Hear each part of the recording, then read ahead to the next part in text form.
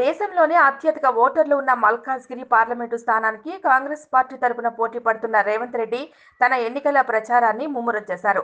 ప్రచారంలో భాగంగా మేడ్చల్ పట్టణంలో నిర్వహించిన రోడ్ షోలో మల్కాజ్గిరి కాంగ్రెస్ పార్టీ ఎంపీ అభ్యర్థి రేవంత్ రెడ్డి పాల్గొని ప్రజలను చేతిగుర్తుకు ఓటు వేసి తనను గెలిపించాలని అభ్యర్థించారు.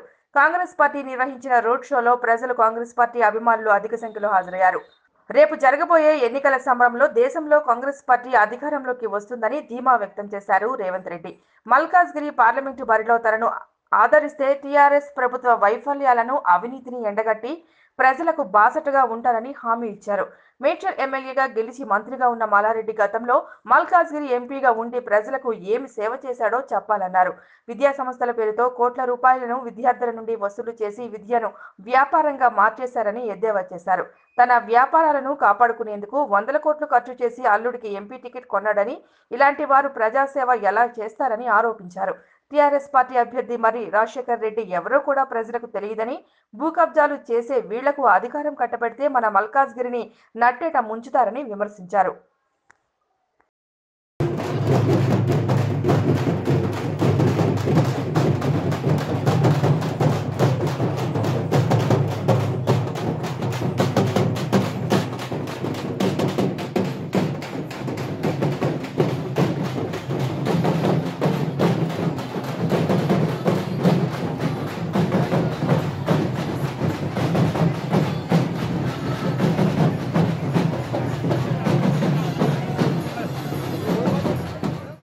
ఈ రాష్ట్రానికి మొన్న ఎన్నికలు జరిగినాయి.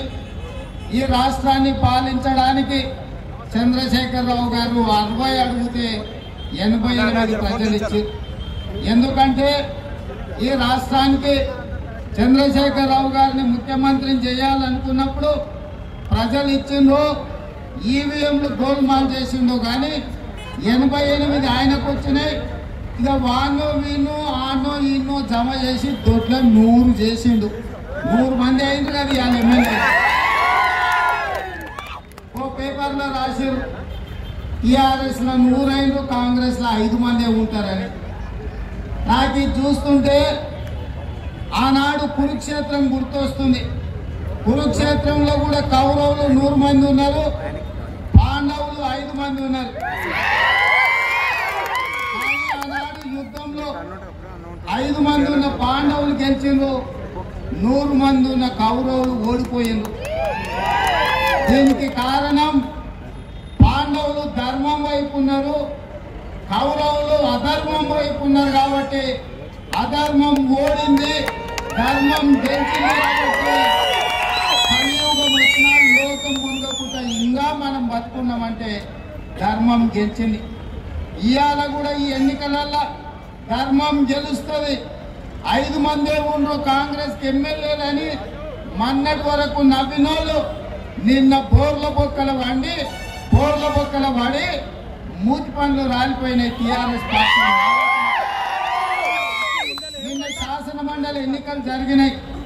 3 ఎన్నికలు జరిగితే 3 టీఆర్ఎస్ పార్టీని పొందబెట్టిన 100 మీటర్ల కోటి నుంచి పెద్దలు జీవన్ రెడ్డి అన్న దాదాపుగా 50,000 మెజార్టీతోని ఇవాళ గెలిచి ప్రశ్నించే గొంతు ఉండాలి, ప్రజల తరపున నిలబడాలి, పేదోడి సమస్యలు ప్రస్తావించాలని 3 టీఆర్ఎస్ వాళ్ళను ఓడగొట్టి కాంగ్రెస్ పార్టీకి కావాల్సిన వాళ్ళకి